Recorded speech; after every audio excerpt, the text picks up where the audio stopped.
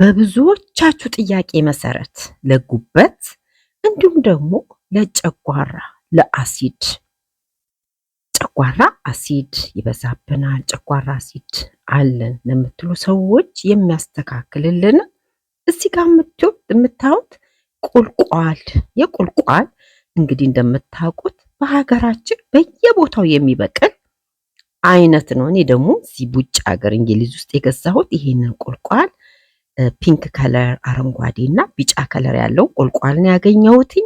በጣም ነው የሚጠቅማችሁ። በደንብ ጥብ አድርጋችሁ በውሃ በደንብ ከዘፈዘፋችሁት ሾኩ ይራገፋል፣ አገር ቤት ላለው ማለት ነው። እዚህ ውጭ ሀገር የምንገዛው ሾክ የለውም፣ በብዛት አጽድተው ነው የሚሸጡልን።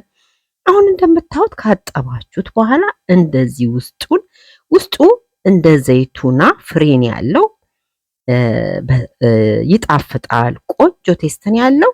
ይሄንን እንግዲህ በቀን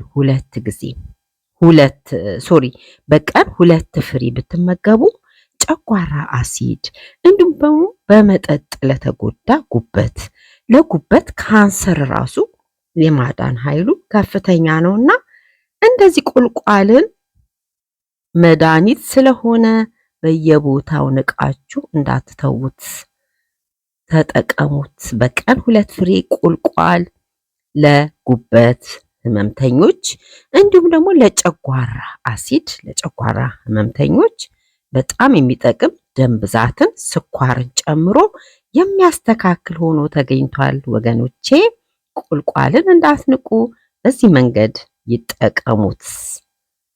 እንደምታዩት ውስጡ ጣፍጦኝ እኔ አሁን 2ቱን በቀን ተመግቤያለሁ ማለት ነው። ይህን ስትመገቡ ምግብ ከበላችሁ በኋላ ቢሆን የተሻለ ነው። ምግባችሁ ዳይጀስት እንዲያደርግ ቶሎ ይረዳል። ለበለጠ መረጃ ወደ ዩቲዩባችን ጎራ ይበሉ። የተባረከ ቀን ይሁን።